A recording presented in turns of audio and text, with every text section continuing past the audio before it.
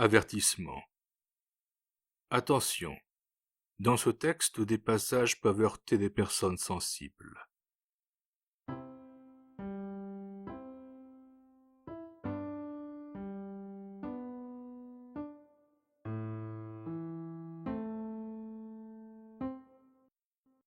La dernière guillotinée de Pierre Bouchardon.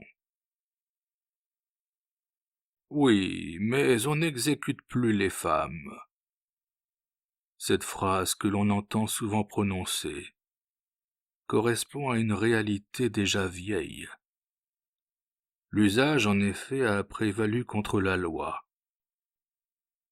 Et bien que notre code n'ait jamais cessé d'édicter la peine de mort à l'égard des filles d'Ève, nul président de la République ne veut plus se résoudre à laisser la justice s'accomplir jusqu'au bout.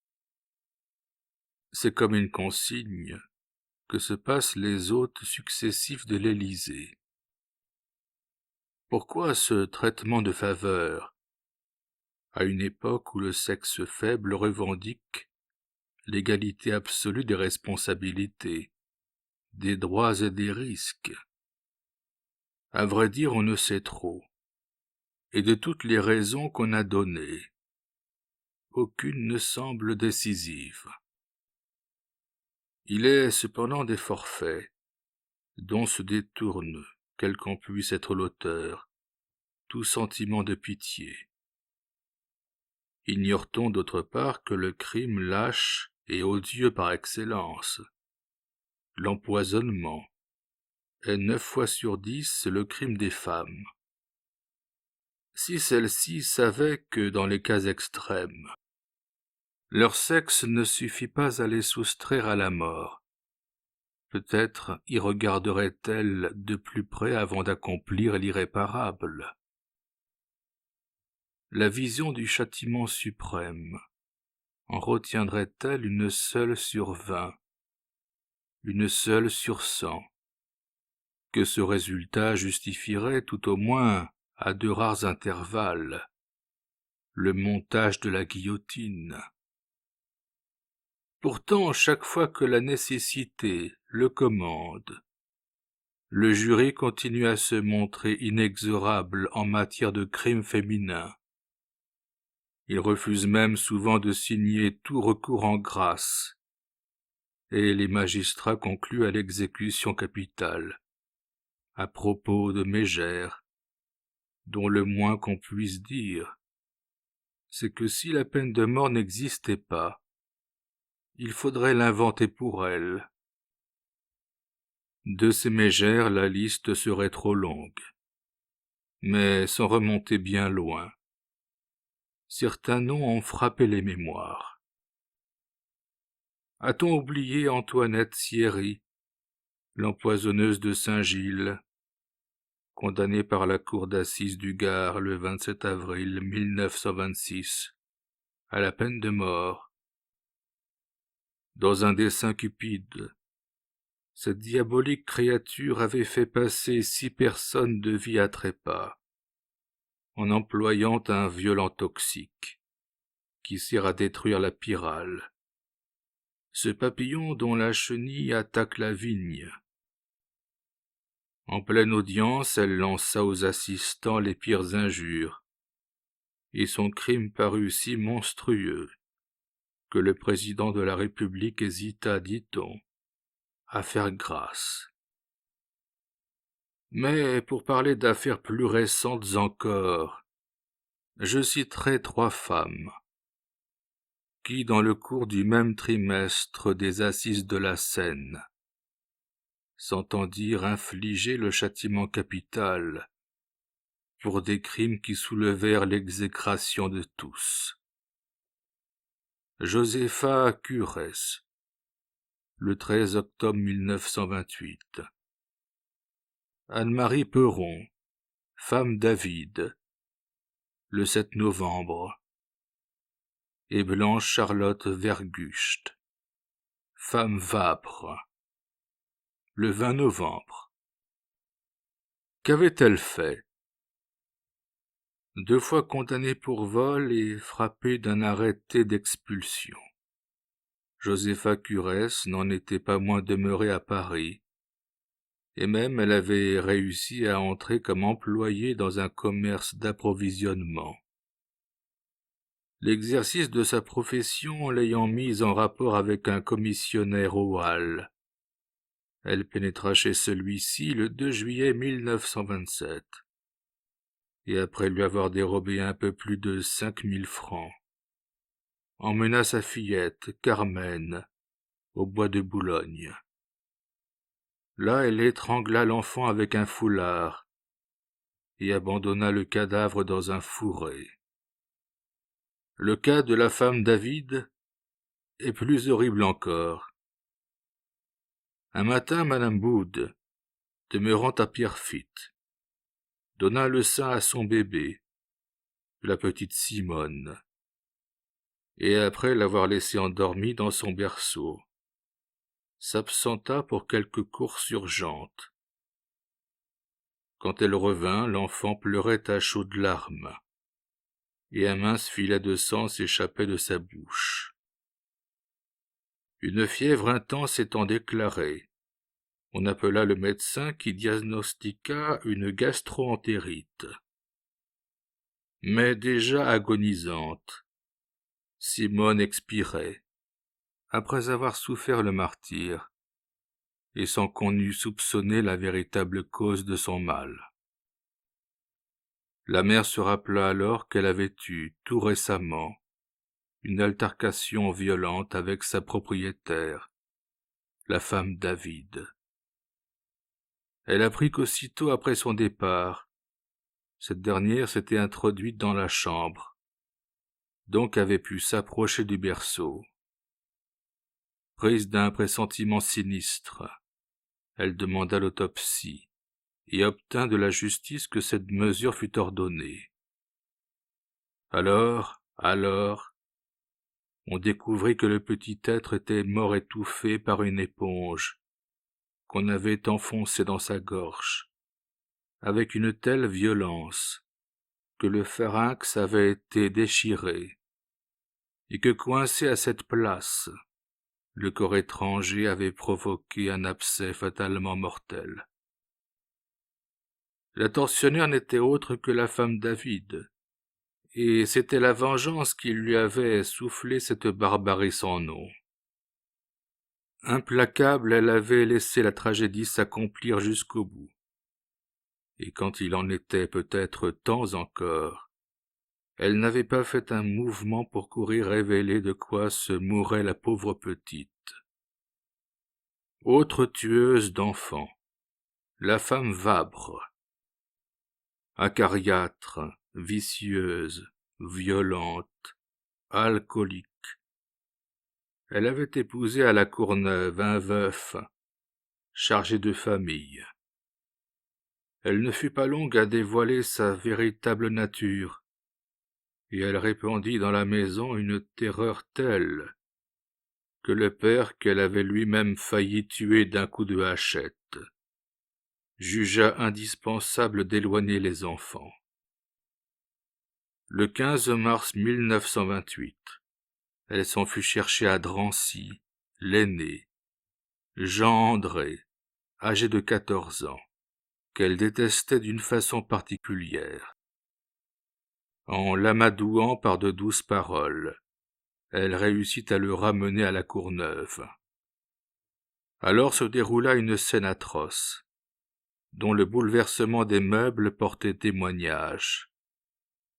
Un couteau laguiole à la main, elle poursuivit le petit garçon à travers la pièce, et le frappa sans merci, 10 fois, 20 fois, lui tailla dans les mains, lui ouvrant la gorge, le tuant enfin. Devant les jurés, comme elle demandait pardon en pleurnichant, son mari lui jeta: « Grâce, jamais! Elle a assassiné mon petit bonhomme!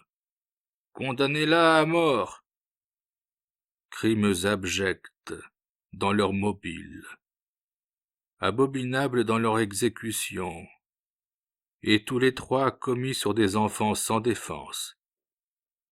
L'opinion publique se révolta. Elle comptait que les auteurs, des monstres à face humaine, seraient livrés aux bourreaux. Mais le temps n'était plus où les femmes jouaient leur tête. Josepha Curès et les deux autres bénéficièrent de la clémence présidentielle. Et ce fut bien cette fois, car jamais les circonstances n'avaient paru plus déterminantes. L'abrogation définitive de la peine de mort en matière de crimes commis par les femmes. Cependant, il n'y a pas 50 ans encore, celle-ci rendait compte de l'assassinat jusqu'à l'expiation suprême.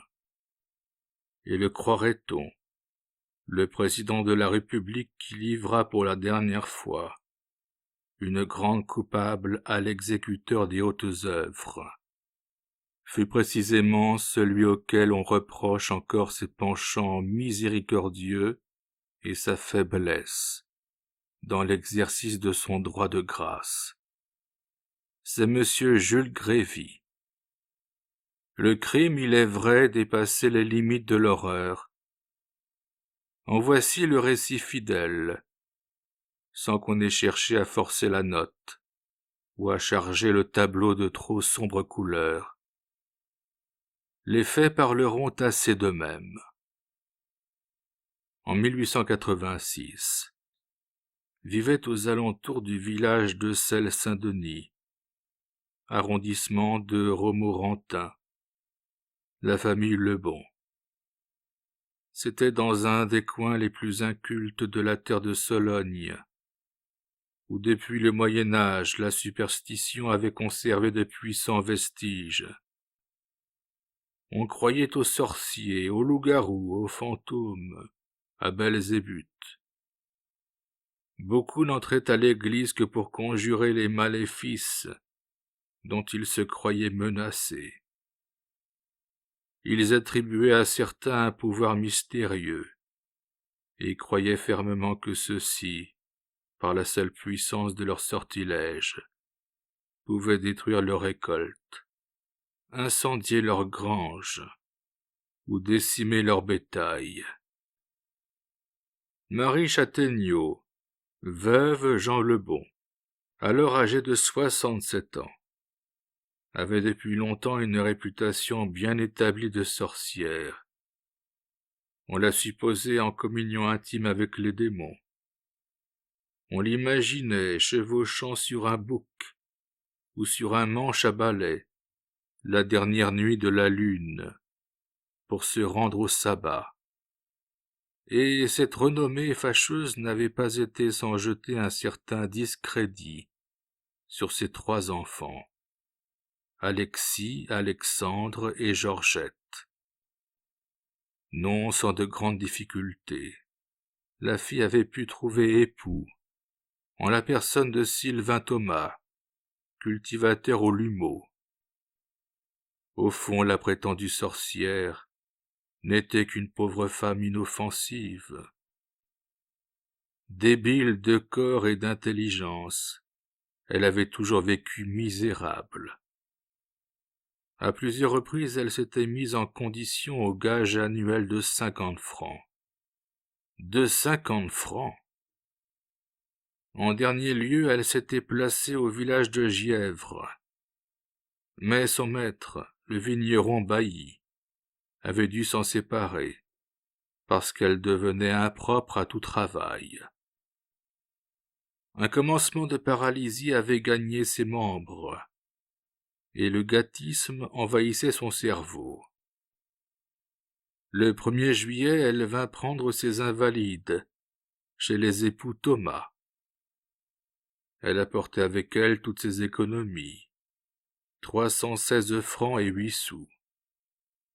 Depuis bien des années, sa fille n'avait eu envers elle que des procédés révoltants. Elle ne lui adressait la parole que sur le ton de l'injure la plus basse. Un jour, elle l'avait poussée sous les pieds d'une vache, qui, devenue pesante, du fait de la venue prochaine d'un veau, l'avait cruellement foulé, si jalousement que la vieille défendit son misérable pécule. La femme Thomas réussit à lui subtiliser 200 francs, mais le reste du magot demeura introuvable. Elle songea un moment à faire interner sa mère à l'asile d'aliénés de Blois. Nul médecin n'eût refusé sans doute de délivrer le certificat d'usage, mais l'admission gratuite ne pouvait s'obtenir sans des formalités assez longues. Et les gens du Luneau n'avaient pas la patience d'attendre. La gêneuse ne quittait plus guère son grabat.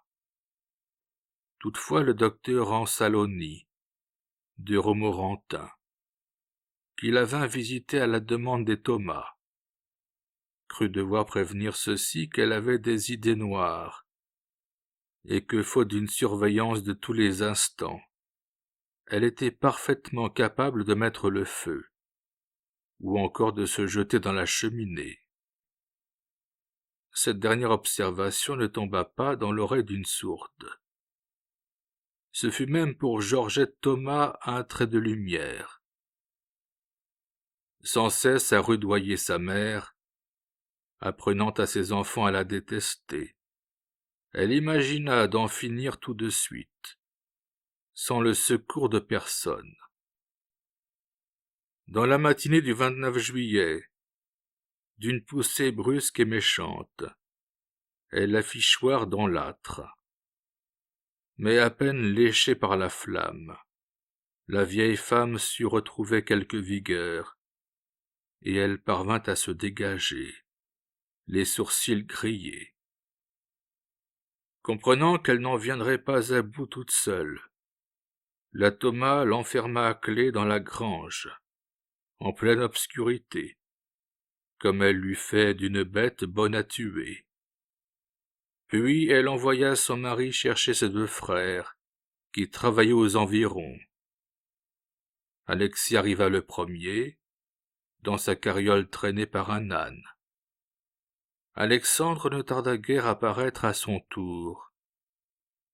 Déjà leur sœur avait mis le couvert. Il y avait au menu de la panade et du fromage.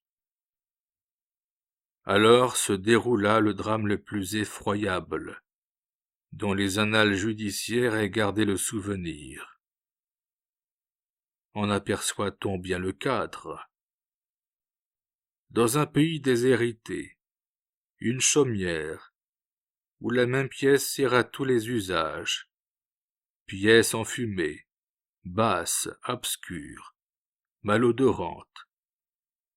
Ici la cheminée avec son vaste manteau, là la huche, l'armoire, la table boiteuse et ses bancs, puis plusieurs lits antiques, hauts sur pied, et bourrés de paille sous leurs matelas de plumes. Au plafond, des quartiers de l'art qui pendent. Voilà pour les choses. Et les gens? Des villageois fourbes, avares, cupides, aussi frustes que leurs lointains ancêtres, ne croyant qu'aux reliques, et dont les idées religieuses, faites surtout de terreur, se sont converties en superstitions de l'espèce la plus grossière. Ils se sont mis à table. La femme Thomas, maigre, noiraude, toute ridée, bien qu'elle n'ait que 25 ans. Le mari, un petit homme sec, les yeux clignotants et hypocrites. Alexis, le poil dru et sombre, son épaisse moustache en accent circonflexe, des pattes de lapin lui descendant le long des joues. Alexandre, imberbe, rougeaud, bouffi. 3 bambins complètent le tableau. Ce sont les enfants des époux Thomas. L'aînée Eugénie, à 8 ans à peine. Comme elle, ses 2 frères vont regarder de tous leurs yeux, quand leurs parents n'en seront encore qu'aux apprêts du supplice. Mais bientôt l'horreur de la scène les chassera au fond de la pièce, et ils se cacheront derrière un lit. On casse la croûte. Dès les premières bouchées du reste, on commence à se chamailler à propos des 316 francs de la vieille. « Qu'as-tu fait des 200 francs que tu lui as volés ?» demande Alexis à sa sœur. « Ils ne sont pas plus à toi qu'à nous.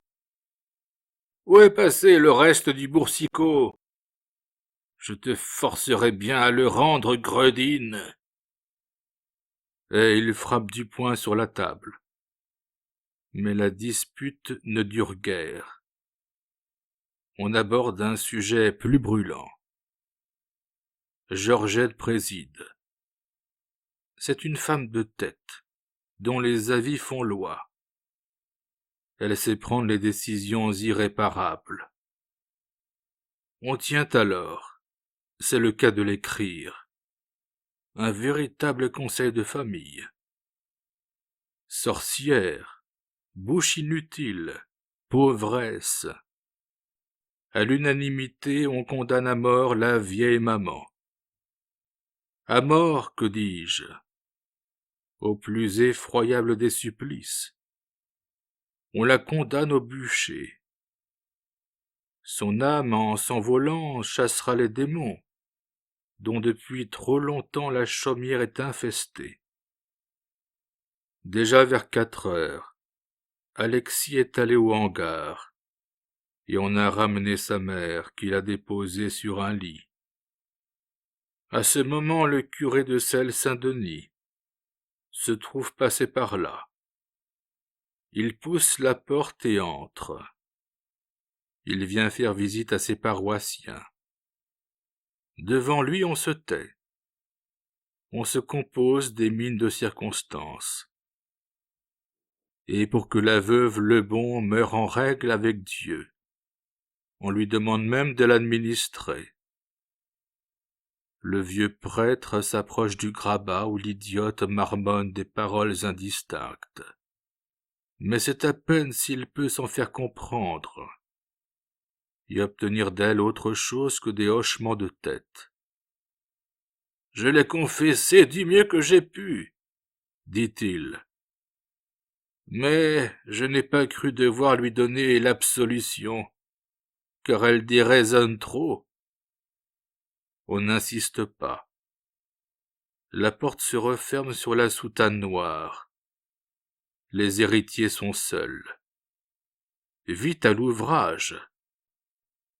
Et pour que nul ne cherche à se dérober ou à prendre la fuite. La femme Thomas verrouille la maison et nargue ses frères. « Comme cela je vous tiens. Vous ne vous en irez pas ce soir. » Dans la cheminée on entasse des fagots et des souches. On allume. La vieille a vu. Elle repousse le verre de vin qu'on a approché de ses lèvres. Le verre des condamnés à mort. Elle devine ce qui l'attend. Elle hurle. « Oh les misérables! Ils vont me mettre au feu !» Alexis et Alexandre la soulèvent à plein bras, l'arrachent du lit et la portent au bûcher. Elle résiste, elle se débat, elle grimace. De ses muscles rouillés, elle tire un dernier effort. C'est en vain. Son corps passe difficilement, mais d'un coup de genou son gendre la pile. Le mot est au dossier. La pile dans la cheminée. On l'a au préalable humectée de pétrole. Néanmoins la pile de bois est si haute que la flamme ne monte pas assez vite. Qu'à cela ne tienne, la femme Thomas arrache du propre lit de sa mère un bouchon de paille, le tortille et le tend à son mari qui l'enflamme, pour l'approcher ensuite des vêtements de la brûlée vive. Alors la veuve Lebon s'enflamme d'un seul coup, comme du papier. Ses chairs grésillent, ses cris montent dans la fumée, ses membres se tordent, se recroquevillent, ses mâchoires, depuis longtemps dégarnies, se crispent en un hideux rictus. Et eux à genoux, les 4 bourreaux, ils récitent le De Profundis. Ils multiplient les signes de croix. Ils entonnent même un cantique. Et quand tout est fini, que sur le foyer encore ardent, une créature humaine achève de se carboniser, la femme Thomas, une branche de buis à la main, asperge d'eau bénite la chambre du crime. Vade retro Satanas. Le malin ne reviendra plus. Tandis que Thomas, préposé à la garde et à l'entretien de la flamme, se promène devant la maison, et dira plus tard qu'il voyait la fenêtre éclairée en rouge, comme si un incendie avait tout dévoré. Ses 2 beaux-frères se rendent en hâte à Celle-Saint-Denis. En chemin, ils achètent chez le mercier du village un de ces larges rubans dont se parent les enfants de Marie. Ils songent au salut de leurs âmes. Avec leur sœur qui les a rejoints, ils frappent à la porte du presbytère. « Monsieur le curé, confessez-nous, confessez-nous. »« Mais mes enfants, répond l'abbé Renaud, ce n'est ni le lieu ni l'heure. Du reste, je n'ai pas fini de souper. Revenez demain. Non, ce soir. Alors allez m'attendre à l'église. » Mais au préalable, ils demandent au vieux prêtre de bénir leur ruban. Et quand satisfaction leur a été donnée, ils le coupent en 3 morceaux. Chacun en prend un et se le passe au cou. « Ça éloignera le mal, prophétise-t-il en se retirant. » Un peu plus tard, le curé de Celle-Saint-Denis les trouve tous les 3, front courbé, à l'entrée de la nef. « Confessez-nous, confessez-nous !» Et quand il a reçu l'affreux aveu qu'on devine, il s'éloigne en se voilant les yeux. Le lendemain, au moment de célébrer sa première messe, il aperçoit, agenouillée sur les dalles de l'église, une femme qui se cache la tête, sanglote et s'agite convulsivement. C'est Georgette Thomas. Il faut cependant déclarer le décès.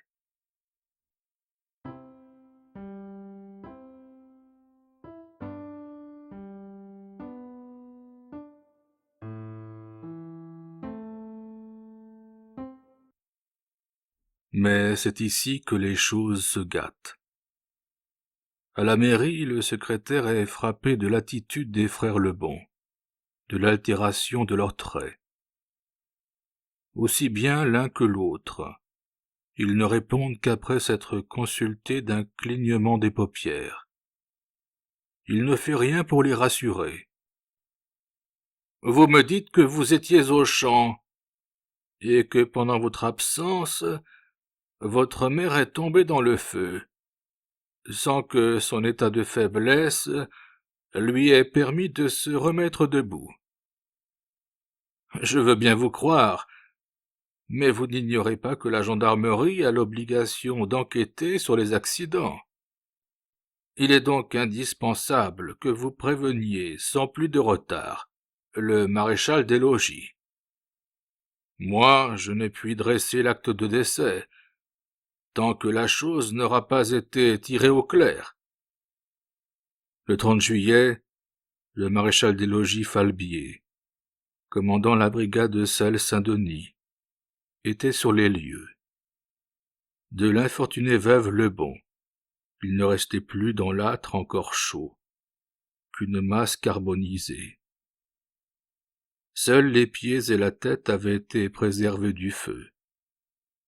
Le bras droit, racorni et tordu, enserrait le crâne, tel un lierre autour d'un tronc d'arbre. Et la main s'appliquait sur la face, comme si dans un geste de suprême défense, elle avait voulu préserver le visage. Le squelette apparaissait à nu, et les fémurs se dressaient comme de quilles. Enfin, une écume sanglante souillait la bouche. C'étaient là tous indices révélateurs d'un crime. Falbier ne s'y trompa pas. Il prit à part Alexandre Lebon et en obtint, à l'instant même, des demi-aveux. Aussitôt prévenu, le parquet de Romorantin, composé du procureur Berthaud et du juge Martre, se transportait à la maison, où l'atrocité s'était accomplie. L'instruction ne fut pas longue. Les 4 misérables n'eurent d'autre tactique que de s'accuser les uns les autres. Ils disaient: la femme Thomas, ce sont mes frères qui ont eu l'idée du bûcher. Ils y ont porté leur victime, puis ils ont arraché de la paille à son lit pour que les choses, dans la cheminée, aillent plus vite. Alexis et Alexandre Lebon. Ma sœur nous avait mis sous clé. Son mari nous menaçait d'un couteau qu'il brandissait au-dessus de nos têtes. Il a bien fallu que nous obéissions. Sylvain Thomas. Je n'ai rien fait. Je m'étais retiré derrière un lit avec mes enfants. Mais tous se retrouvaient d'accord sur un point. Ils prétendaient avoir cru en la sorcellerie de la vieille femme. Le procès criminel vint aux assises du Loir-et-Cher, les 22 et 23 novembre 1886. Il attira à Blois une foule considérable. On pensa vivre un cauchemar. On était au Moyen-Âge. Thomas et ses 2 beaux-frères avaient fait toilette. Ils portaient des blouses bleues luisant neufs. La femme avait coiffé ses 2 bandeaux de cheveux noirs, soigneusement lissés, du bonnet blanc à 3 pièces des paysannes de la Sologne. Elle se tint presque constamment les mains jointes, prenant des poses de martyr. Le président Chenoux ne la ménagea pas. De tout temps, vous avez eu des procédés abominables à l'égard de votre mère. Vous l'invectiviez dans des termes ignobles. Il y a 7 ou 8 ans, vous l'avez jetée sous les pieds d'une vache pour la faire écraser. C'est elle qui est tombée, en voulant me donner un coup de pelle. Quand elle est revenue chez vous le 1er juillet, vous avez commencé par lui prendre la plus grande partie de son bien. Elle était malade, cependant, épuisée de fatigue. Sa fin s'annonçait toute proche, mais il vous déplaisait d'attendre. Dans la matinée du 29 juillet, vous l'avez fait tomber dans le feu. Je l'ai poussée, ça, c'est vrai. Et comme elle avait pu se dégager sans autre dommage que quelques brûlures, vous avez le jour même réuni un conseil de famille, qui à l'unanimité a prononcé contre elle la peine de mort. Alexis répétait qu'on ne savait plus qu'en faire. Faut la mettre au feu, disait-il.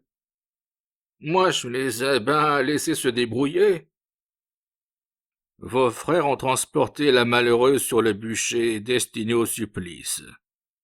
Mais c'est vous qui avez arraché à son lit une poignée de paille et l'avez tendue à votre époux pour qu'il y mette le feu.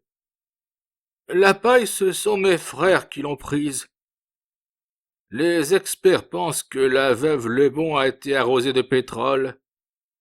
Ils se trompent. Je n'ai versé sur elle que de l'eau bénite.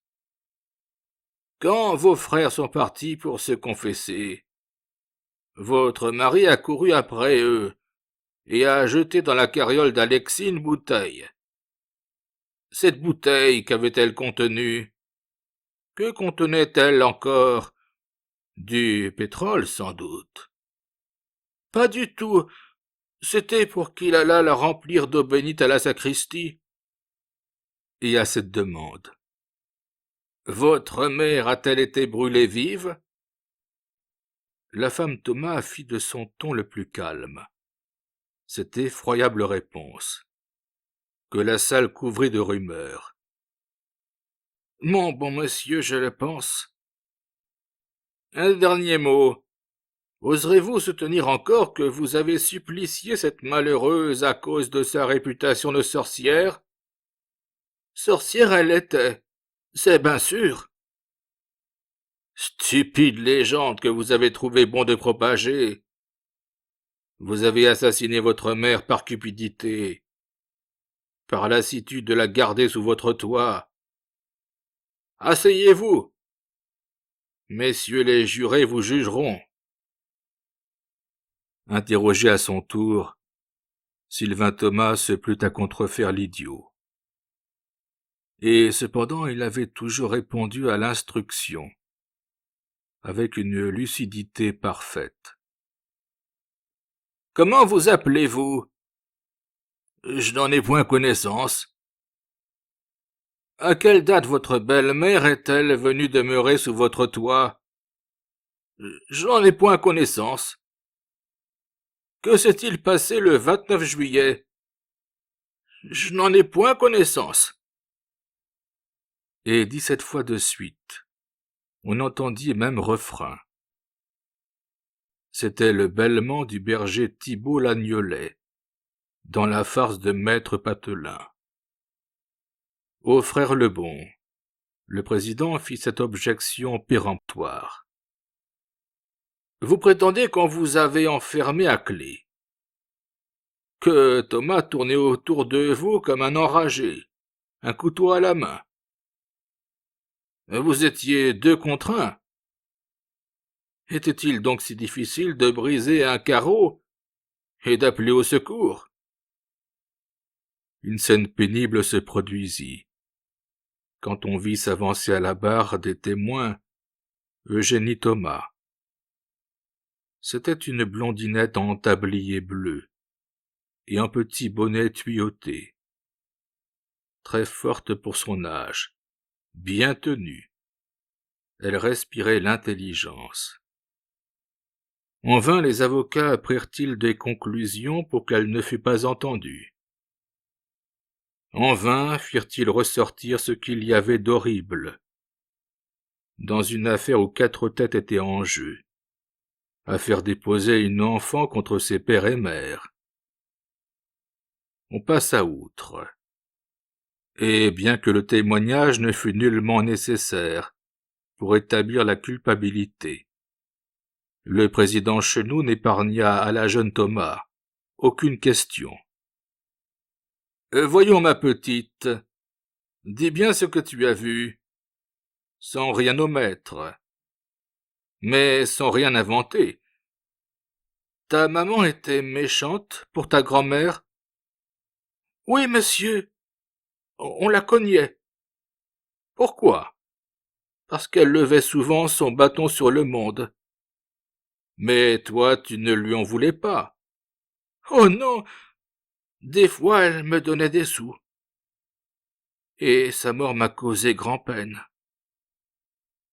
Tu étais à la maison le jour où ton père est allé chercher tes oncles. Oui, mon oncle Alexis, qui est mon parrain, est arrivé dans sa carriole. On s'est disputé. Le curé est venu. Qu'a-t-on fait ensuite? On a préparé le dîner. Maman est allée chercher des carottes pour le bourricot à parrain. Après, on s'est mis à table. On parlait bas. Qu'as-tu entendu? Parrain a dit, il faut la brûler. Et pourquoi voulait-on la brûler? Parce qu'elle était folle. Maman a fait du feu. Elle a pris de la paille dans le lit. Qui a apporté ta grand-mère dans l'âtre? Mes oncles, criait-elle. Oui, comme quelqu'un qui a très peur.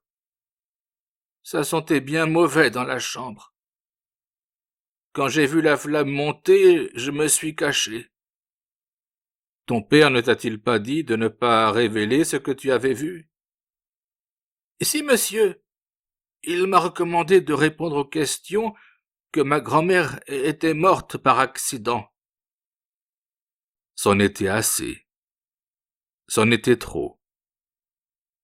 Cette déposition si naïve et si terrible à la fois avait été entendue dans un silence de mort, mais les nerfs de tous étaient à bout.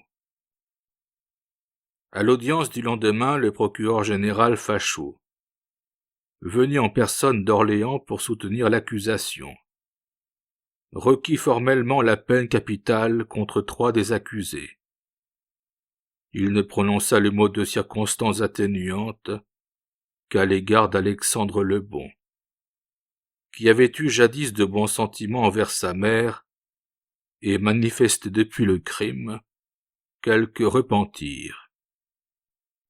Pour la femme Thomas, le bâtonnier Balton fut le procès des mœurs solognotes. Il s'en prit à l'ignorance, au fanatisme, à la superstition, et demanda aux jurés s'ils pouvaient se montrer impitoyables pour de pauvres gens, dont l'intelligence retardait de plusieurs siècles. Maître Petit et Maître Henri, autres avocats de Blois, et Maître Georges Laguerre, du barreau parisien, soutinrent la même thèse. Tous protestèrent, une fois encore, contre une décision inhumaine qui avait fait d'une enfant l'accusatrice de sa mère. Ils ne se séparèrent que sur le départ des responsabilités.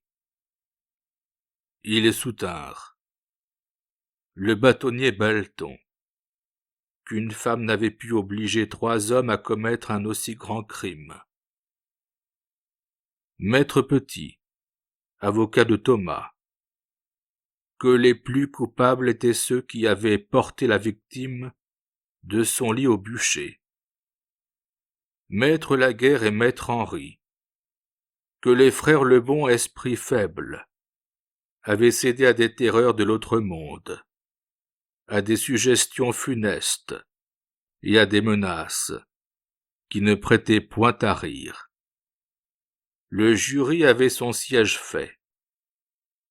Après une délibération de 3/4 d'heure, il ne se montra inflexible qu'envers les époux Thomas, chez lesquels s'était perpétré le drame. Pour eux, ce fut la mort, et la cour décida que la guillotine se dresserait sur la place publique de Romorantin. Alexis Lebon fut condamné aux travaux forcés à perpétuité. Alexandre à 20 ans de la même peine. Les époux Thomas se pourvurent en cassation, mais ce n'était qu'un recours dilatoire. Le 23 décembre 1886, la chambre criminelle, sur le rapport du conseiller Sévestre, et les conclusions de l'avocat général Rousselier, rendit un arrêt de rejet. La femme avait comparu devant la cour d'assises dans un état de grossesse avancée. Elle accoucha dans sa cellule d'un enfant du sexe masculin, qu'elle se refusa obstinément à nourrir.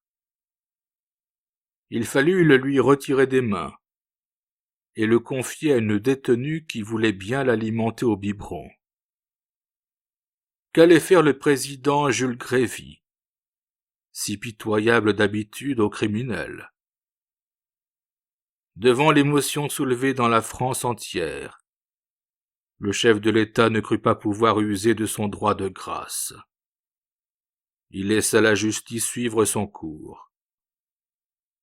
La double exécution fut fixée au lundi 24 janvier 1887.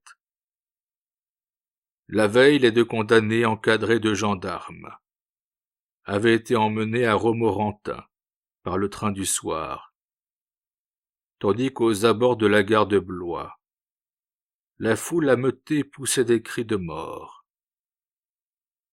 La ligne s'enfonce à travers marais et sapins. Tout en lacet, elle parcourt pendant 49 kilomètres. Un paysage morne. Et ce sont seulement des trains omnibus qui la desservent. Le trajet parut interminable. Qu'avait-on raconté aux époux Thomas pour chasser de leur esprit l'idée d'une expiation imminente? Sans doute qu'on ne les ramenait là-bas que pour un supplément d'instruction.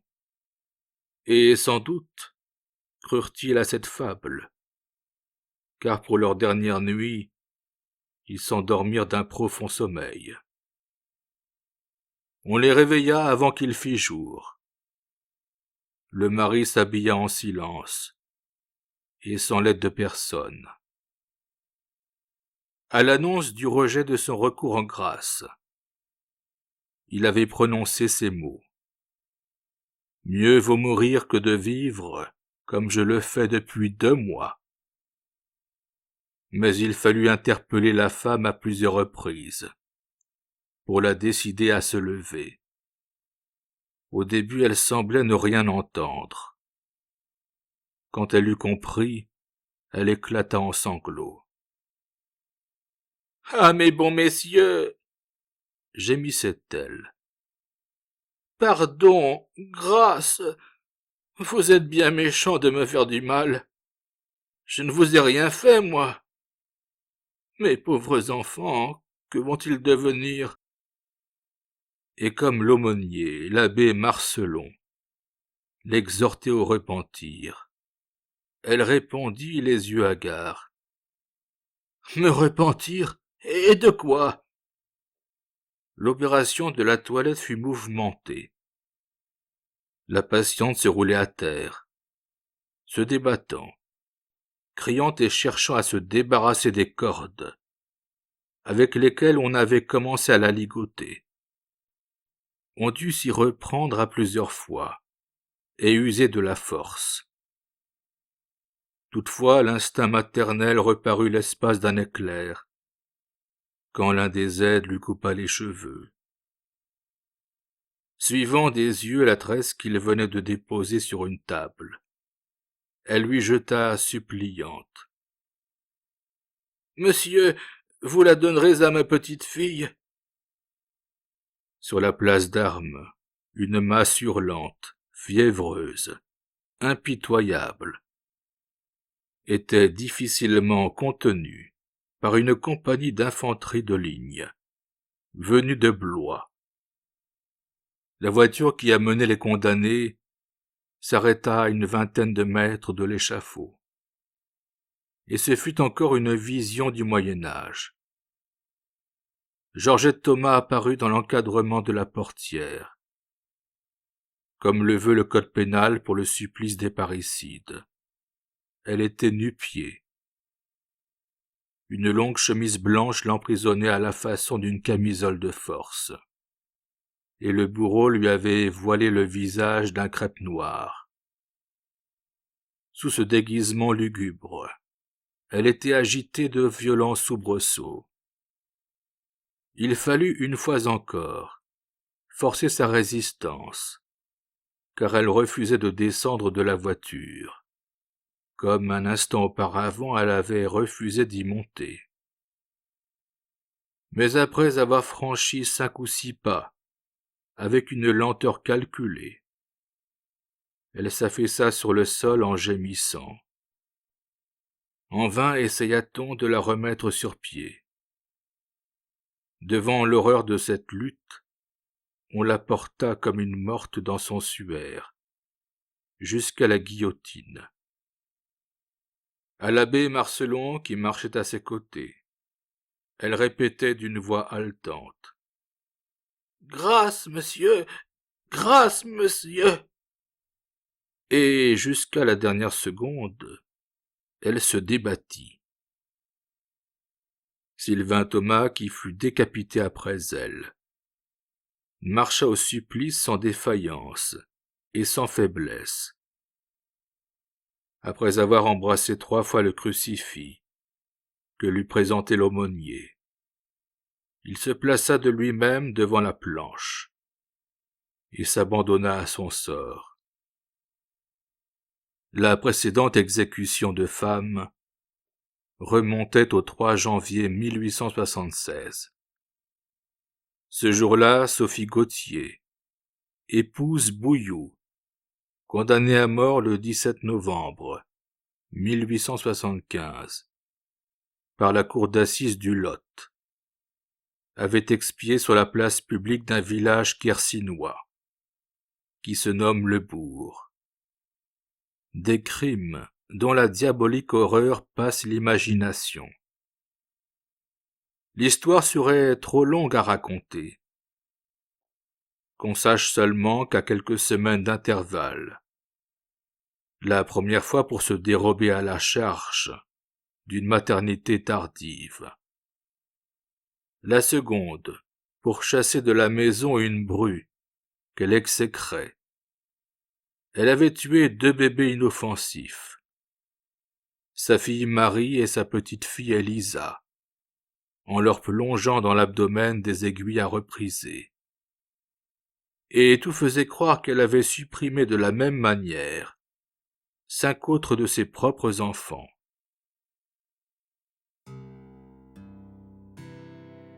Vous venez d'écouter une lecture de Guillaume de Louvancourt.